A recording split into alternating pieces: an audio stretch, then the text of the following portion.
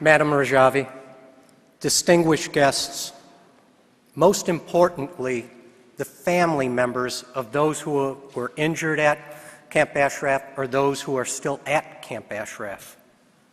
It's an honor for me to be here today. I was a soldier for over 3 decades, and a little over 10 years ago, I first learned of the existence of a group of Iranians dedicated towards democracy in Iran. I researched this group. Little did I know that in a very short time, I would be personally involved with this group, their leaders, and their plight. But first, I have suffered at the hands of terrorists. I was the Director of Security for the Army at the Pentagon on 9/11, September 11th.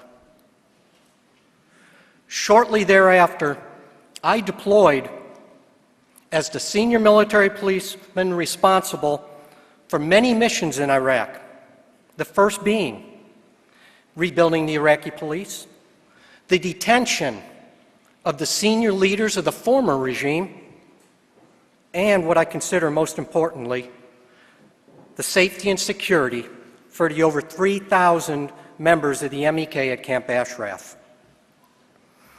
Yes, protected persons at Camp Ashraf. I was there when they voluntarily disarmed. I was there when they consolidated at Camp Ashraf. I saw what remained of their other facilities after they were looted and destroyed. I was there when each and every person of the MEK was biometrically identified, vetted, screened, and individually interviewed. Did we find any terrorists or criminals or undesirables among the several thousand men and women? No. Each was thoroughly investigated, and not one was identified as having any linkage to criminal acts. A few had unpaid parking tickets. That might seem a little humorous, but I used that to show how thoroughly we investigated each member of the MEK. I really had to step back and wonder as a commander, why are they identified as terrorists? I tried very hard to find some credible allegation, some overt or covert crime, criminal acts, anything as to why this group was labeled in so despairing a way. I could not. My soldiers asked me, "Sir, they support democracy, freedom, and especially equal rights for women." I did not have an answer for my soldiers. And it wasn't rhetoric. I witnessed firsthand equal rights in action at Camp Ashraf. I spent a significant amount of time living and working at Camp Ashraf. I have the pleasure to know almost every senior leader of the MEK at Ashraf and a significant number of their junior members. After the vetting process was completed, I brought the message back to Madam Parzai, then Commander, now I refer to as Madam Zora, Mr. Davari, and many of the other leaders, that they were now classified as protected persons under the Geneva Convention, and I was personally charged with their safety and security, a mission which I took very seriously and to this day take very seriously. Yes, even now, though I am no longer responsible directly for the safety and security at Camp Ashraf, I still feel morally responsible.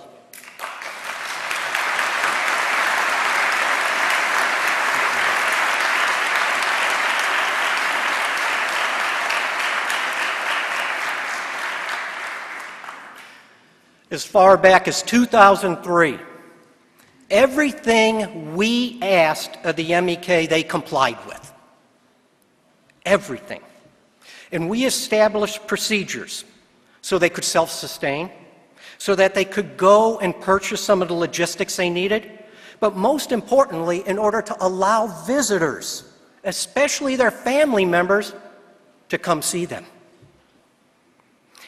Did some of the members of the MEK want to leave during my tenure? Yes, of course. Small numbers. A few just up and left. Others, they were turned over to my forces and we housed them until we could find a disposition be established for where they would go.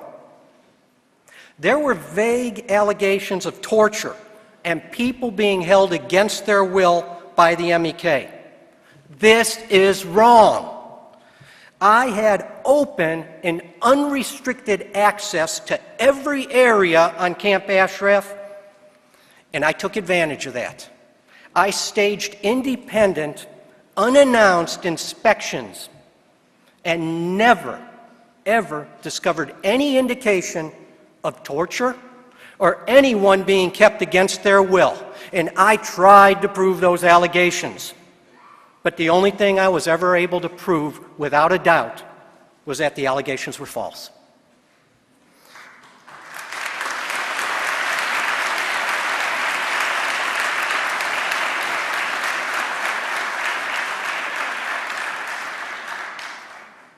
Some of the members of the MEK who wanted to leave were actually driven to the gates of my operational base and dropped off.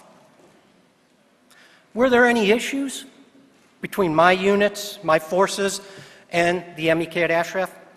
Of course. But they were few and far between, and they were all resolved by simple discussions and understanding between each other.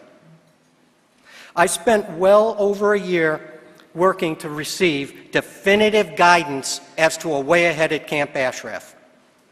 I brought many senior leaders of the coalition forces to Ashraf. To give a generalization, they were all stunned that we were keeping them in such limbo.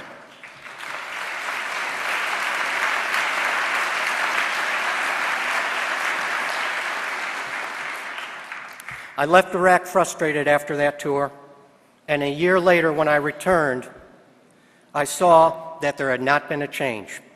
There was still no definitive guidance.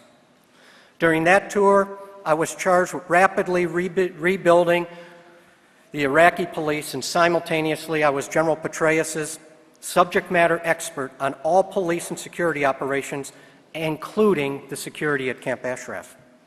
What is the resolution? What happens next? We continued to press. The over 3,400 persons at Camp Ashraf were given a promise of protection. Following a very thorough vetting process, and I know this for a fact because I'm the one that went and saw Madam Parzai and brought forth the promise.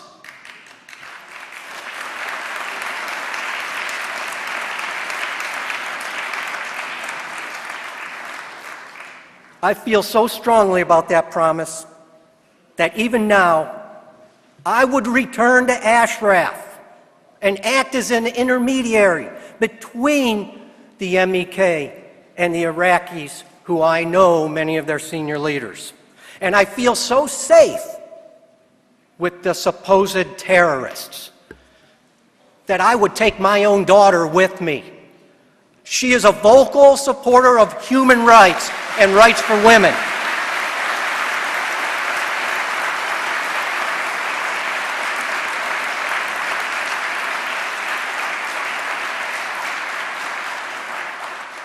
And you know she's excited to go. Because I fear that unless we have some type of intermediary, some type of initiative, rapidly another tragedy will occur. We've seen members of this organization viciously attacked in the recent past. And in a few weeks, if this deadline is not postponed, we could see it again. Close Camp Ashraf. That sounds quite ominous to me, especially for the people there. When you hear others talk about the MEK and the people of Camp Ashraf, who they are not, ask, do they really have knowledge? Have they been to Ashraf? Do they know these people or anything on what's taking place within that 36 square kilometer facility? Or are they just reiterating a lot of rhetoric? I know the people of Camp Ashraf. I've been there. I've lived there. And they trusted us when we promised their safety and security way back in 2004. There are a few places in the world where I won't let my guard down. Camp Ashraf is not one of those places. I fear that Camp Ashraf may become one of those places, though, very rapidly. And violence could be wrought upon unarmed. I know they're unarmed. I was there when they gave their arms up. Men and women, young and old. A cry must come out loud and clear that we will not stand for violence against the protected persons of Camp Ashraf. This deadline must be postponed. Evil thrives in darkness, so let's shed some light on Camp Ashraf. I tried to find a terrorist at Ashraf and I could not. I tried to find torture at Camp Ashraf and I could not. I tried to find people held against their will at Camp Ashraf. I could not. I only hope the world is listening. Thank you, Madam Rajavi, for this humbling yet daunting opportunity to address this august group. Thank you.